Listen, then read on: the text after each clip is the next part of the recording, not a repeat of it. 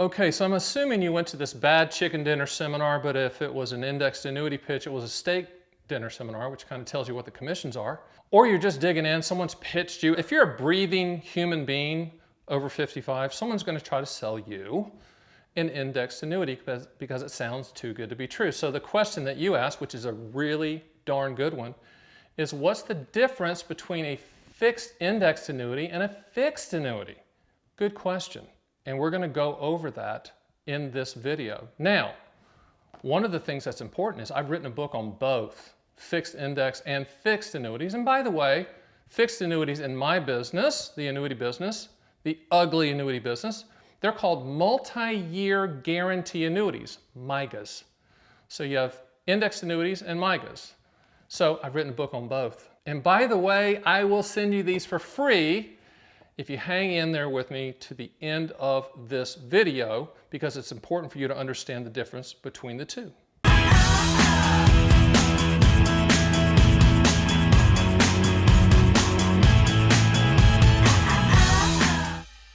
Okay, so let's break down these two products. Number one, from a category standpoint, fixed index annuities and fixed annuities are both fixed annuities. I know that sounds crazy. Annuities are issued by life insurance companies, but indexed annuities, let's just call them that just to make it simple. Indexed annuities and fixed annuities are under the fixed annuity mantra. So in order to sell either, you have to have a life insurance license. They're not securities. A security is like a mutual fund or a stock or an ETF or something like that.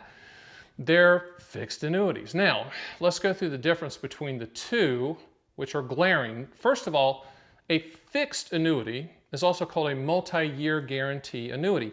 It's the industry's version, the annuity industry's version of a CD. Now, most of you out there have probably purchased a CD. A CD is a guaranteed interest rate for a specific period of time that you choose, right? You can buy a 5-year CD, a 3-year CD, a 4-year CD. A fixed annuity, multi-year guarantee annuity, is a contractually guaranteed annual percentage for a specific period of time that you choose. Works the same way. There's one primary difference though. In a non-IRA account, I'm not talking Roth, but traditional IRA, in a non-IRA account, the interest that you earn on a fixed annuity, multi-year guarantee annuity, is not taxed. So it grows and compounds tax deferred. Whereas with a CD in a non-IRA account, you have to pay taxes on the interest every year. But, so the question is then, so what if they're both in an IRA, a traditional IRA? Well, they're both contractually guaranteed and they're both deferred because you don't have double deferral. So that's the CD. If you like CDs, then you're probably going to like multi-year guarantee annuities, fixed annuities. Now, let's get to the other one, which is probably the reason you're even watching, is indexed annuities. Everybody seems to be selling them. If you go into your bank, your brokerage firm, or the Bad Chicken Dinner Seminar, and by the way, if you go to the Bad Chicken Dinner Seminar, swallow the food, not the pitch, because they're not one size fits all. They were designed, indexed annuities were designed in 1995 to compete with CD returns. So in essence, it's a CD product. Now that's not how it's pitched. It's pitched as the best thing since sliced bread. You can mark it upside with no downside and all this stuff, right? You know better than that. If it sounds too good to be true, it is every single time with annuities. Annuities are contracts. I'm not saying that they're bad. They're not bad products. They are enhanced CD products. The hope of an indexed annuity is that you're going to get a little bit better return than a CD. Okay, so I'm going to talk about indexed annuities and how they work kind of from a 30,000-foot view, because this can get very, very complex. That's the reason I've written a book on it, and I encourage you to get that. But in essence, an indexed annuity is the returns are based on a call option. I know we're getting deep here, but a call option is almost a bet from contract anniversary date to contract anniversary date that the index is going to go higher. And if it does, that gain is going to be locked in. So that sounds good in theory, but the gains are limited by the carrier, and they can change those gains and how they calculate them at their discretion. But the pitch is pretty interesting. The pitch is you get market upside with no downside. First of all, it's not a market product. It's not a security. It's a fixed annuity. Okay, let's talk a little bit more about indexed annuities. And understand, I don't hate indexed annuities. I hate the way they're sold. They're very good products if you understand them for their limitations and benefits. But how they're sold, and this might sound familiar to you, is market upside with no downside. You get an upfront bonus for signing the paperwork. You get free long-term care. All that sounds great, right? Here's the catch. Upfront bonus, there's no philanthropist at annuity companies giving money away. It's just part of the overall contractual guarantee, no big deal.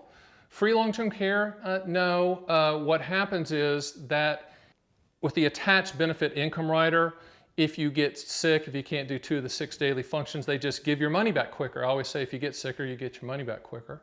And then the market upside with no downside, that sounds great in theory, and there are some years that might happen, but the blended return since 1995, this has been a little bit more than CD returns, which is fine if you know that, but don't go into an indexed annuity thinking you're going to get 8, 9, 10% per year and it just locks in and you have full downside protection. If that was true, everything's solved, right? The Fed just buys indexed annuities, etc. So, put your thinking cap on, learn about the products, read my book, and understand how they work. Just a great example, a guy called me the other day, he goes, hey, this index annuity that was pitched to me, and it's on the S&P 500, and I went, yeah, stop for a second. It's on the S&P 500, but it doesn't include dividends, and dividends represent about 54% of returns of the S&P historically. So that in itself needs to be known. But the other thing that's kind of happening out there are indexed annuity company carriers are creating these indices out of midair. They're back testing for returns and then naming it.